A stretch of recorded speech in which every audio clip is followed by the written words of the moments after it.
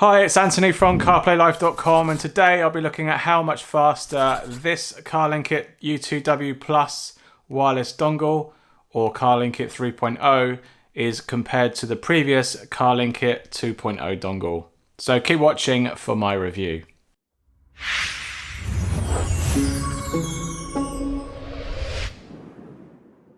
So this is the Carlinkit U2W Plus dongle. It comes under a few various guises, such as on AliExpress, you'll see this dongle come under the identity of a 3.0 Carlinkit dongle. It is also branded on Amazon as a Plus version of the dongle. However, on close inspection, my original dongle also says Plus on the actual casing here as well. So what's the difference? We're going to find out in this video.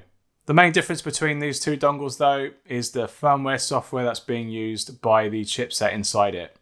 The original 2.0 dongle uses the standard U2W firmware, which is very similar to the other branded dongles such as CarPlay's 2.0. It's most notable by its green UI when you first boot up the dongle. This U2 Plus or 3.0 dongle uses the newer optimized AUTOKIT UI, which is visually noticeable by its red interface, a slightly different menu screen, and the addition of some customizable launch settings from the boot menu. The advantage of using a wireless dongle that uses AUTOKIT UI is that it can boot up much faster.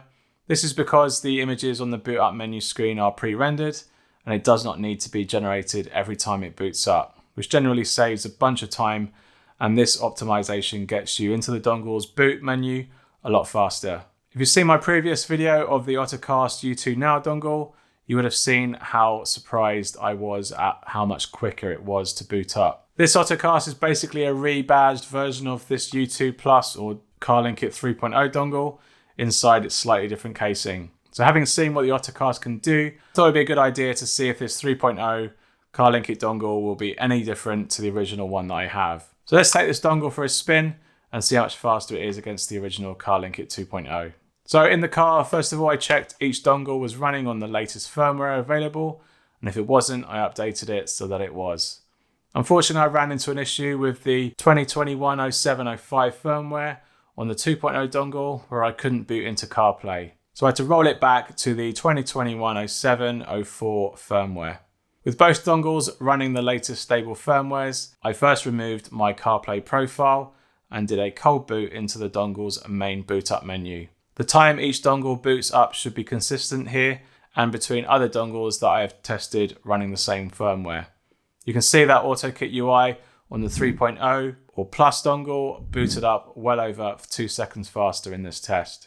Next, I paired each dongle and timed how long it took to connect directly to my iPhone 12 Pro before displaying the CarPlay screen. The speed here is between your iPhone and the dongle, and that can vary each time you connect to it. I was expecting the time between them to be very similar, and in my test it did just that, with the 2.0 dongle just beating the 3.0 dongle just by a fraction. But in general, there is very little between them to notice any difference.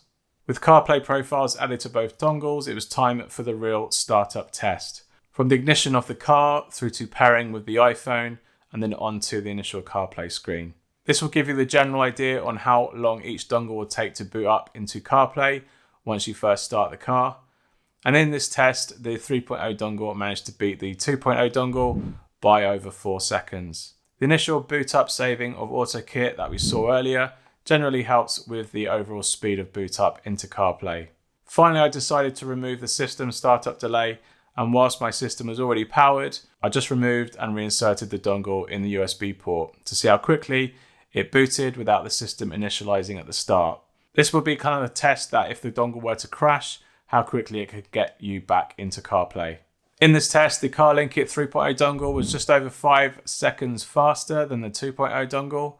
So out of all these tests, the results were in favor of the Carlinkit 3.0 dongle.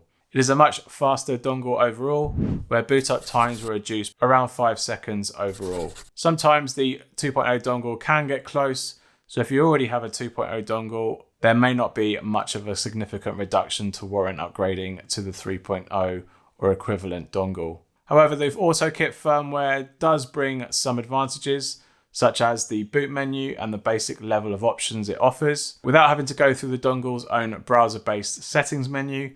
This makes the dongle better for anyone that's less technical or who wishes to change settings such as auto boot, amongst other basic settings without going through the IP-based web browser settings menu.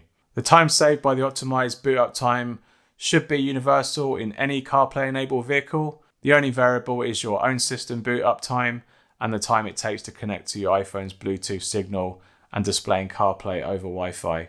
We also took a look at both dongles using the Wi-Fi testing software, and I found out that the 2.0 dongle ran at Wi-Fi 4 standard at a maximum output of 300 megabits per second, whereas the much newer Carlinkit 3.0 dongle, or Carlinkit Plus, ran at a much faster Wi-Fi 5 standard at a maximum output of 866.7 megabits per second, similar to the updated CarPlay 2 Air dongle and the AUTOKIT U2W dongle that's selling on Amazon today.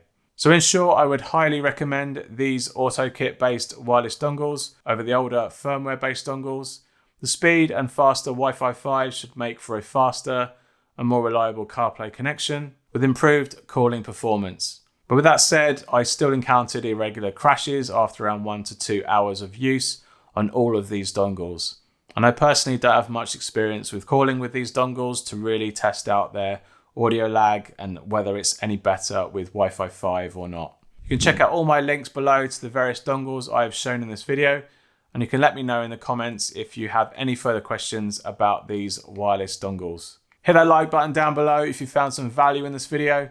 Tap that subscribe button if you want to catch all my future content, and I'll see you on the next one. Cheers. Bye.